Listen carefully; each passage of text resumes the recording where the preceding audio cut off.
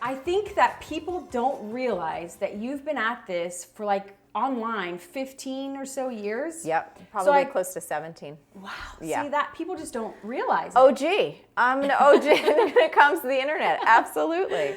Okay, so I kind of want to give a quick rundown of before, you became the Marie that we all know and love today.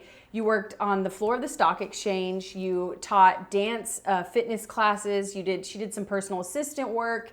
And then you started your coaching business on the side, doing all of that at the same time for years. Is that right? Oh, yeah. Bartending as well? I mean, bartending and waiting tables. When I first got out of college on Wall Street, New York Stock Exchange, I was enamored. I mean, it's a really exciting place, but I felt intuitively that was not where I was supposed to be or my path in this world. And the panic set in because I didn't know what else I was supposed to do. I knew that wasn't it.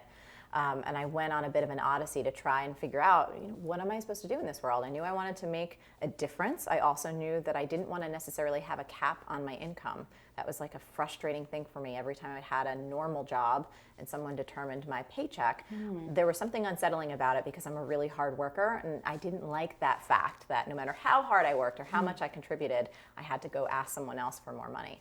So I did. I went on a bit of an odyssey. I worked in publishing. I was trying to find a match and a mesh of something that was highly creative and that also had a business sense. And it wasn't until I stumbled upon this article about life coaching, and I was all of 23 years old. So of course, the logical part of my brain that is a reasonable human said, are you crazy?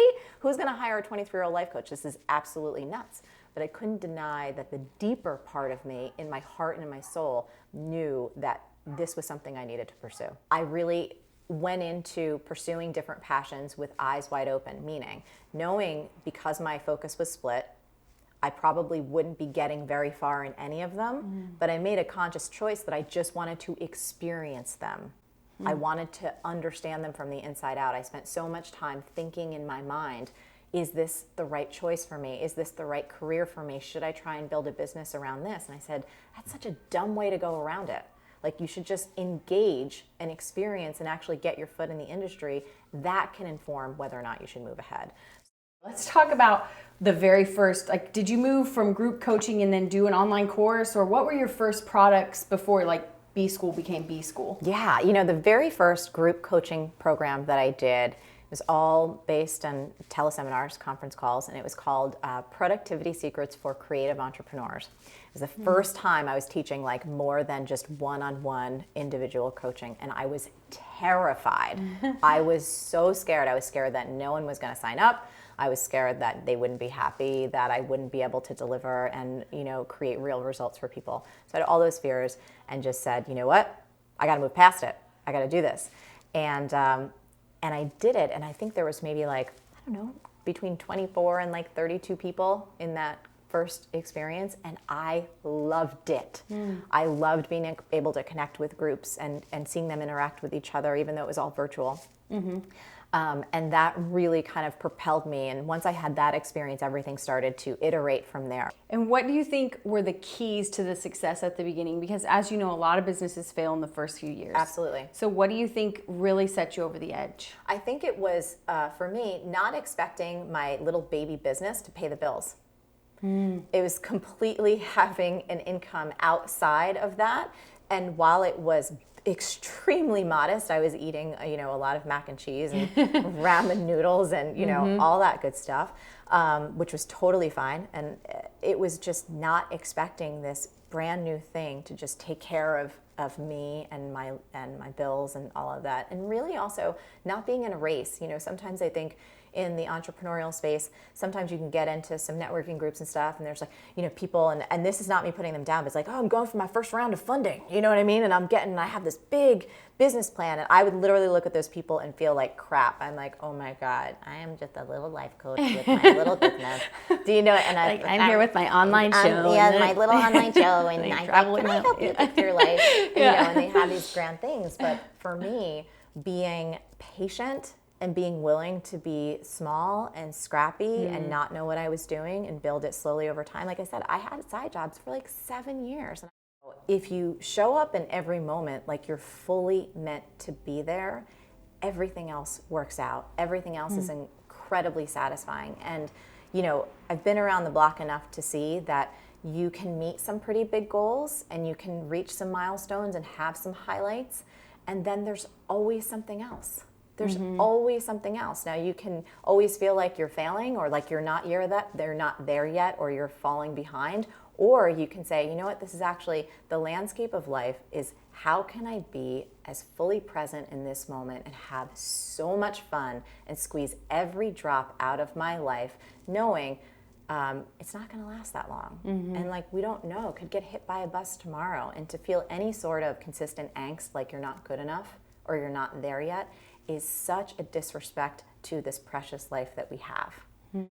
Let's talk about someone at the very beginning. You know, maybe they just went out on their own, or they just invested in their first, you know, coaching package to start their own business. What is your number one piece of advice for them at the beginning? To listen to your gut and your heart, because no matter what any expert tells you, your wisdom inside needs to be paramount. It needs to always drive all of your decisions. Even, you know, when I was first starting out and I would pay attention to people that absolutely knew what they were doing, they were completely ethical, they were smart, they were good teachers as well. Sometimes their advice just didn't sit right with me. And if I wasn't as secure in my own inner voice, I might have gone down paths that wouldn't have been that great. So I think it's wonderful to get an education. It's wonderful to take in experiences, but never, ever, ever listen to anything other than what is the true voice within you. And that takes practice, but it's important. What about... Here are my keys to success from my interview with Marie Forleo. Number 1, take action. She decided to get hands-on experience in multiple careers instead of thinking about what she was supposed to do or researching what she was supposed to do. And she also said that that was her advice for people who are stuck or struggling. Instead of thinking about it, take action. Number 2, focus on adding value. When I asked her about some criticism about how polished she is when she started with a more approachable look, she said that it flat out allows her to produce more, better content. The fact that she's not worrying about how her hair looks or what she's going to wear.